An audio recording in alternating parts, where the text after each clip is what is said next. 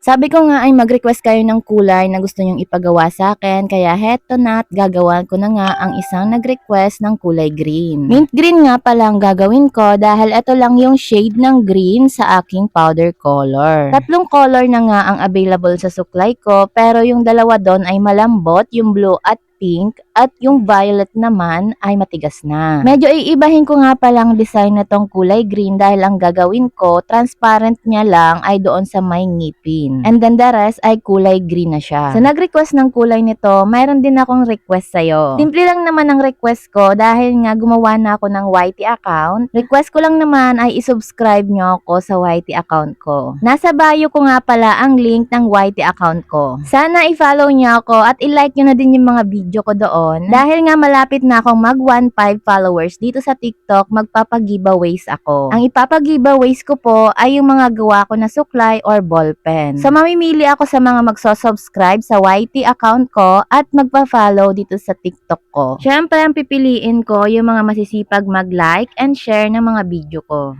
O diba, simple lang yung request ko at may chance pa kayong mapili na mabigyan ng mga pag-giveaways ko. Kapag na-hit ko na nga ang 1.5 followers dito sa TikTok at meron na ngang nag-subscribe sa YT ko, ay mag-start na nga ako mamili kung sino ang bibigyan ko ng giveaway. So ano pang hinihintay nyo? Follow nyo na ako at pumunta kayo sa bio ko, nandun ang YT account ko. By the way, patapos ko na pala itong suklay. Sa mga may gusto pang mag-request ng ibang kulay, mag-request lang kayo dyan sa comment section. At syempre, mag-comment din kayo kung gusto nyo makita ang result nito. Sa mga gusto pa lang umorder ng suklay, bisitahin nyo na lang ang showcase ko. Ilalagay ko dun yung product link. Personalize nga pala tong suklay. Kung gusto nyo magpalagay ng pangalan ninyo or ng pagbibigyan nyo, ay pwedeng pwede. Kaya perfect ito pang regalo sa mga friends ninyo or loved ones nyo.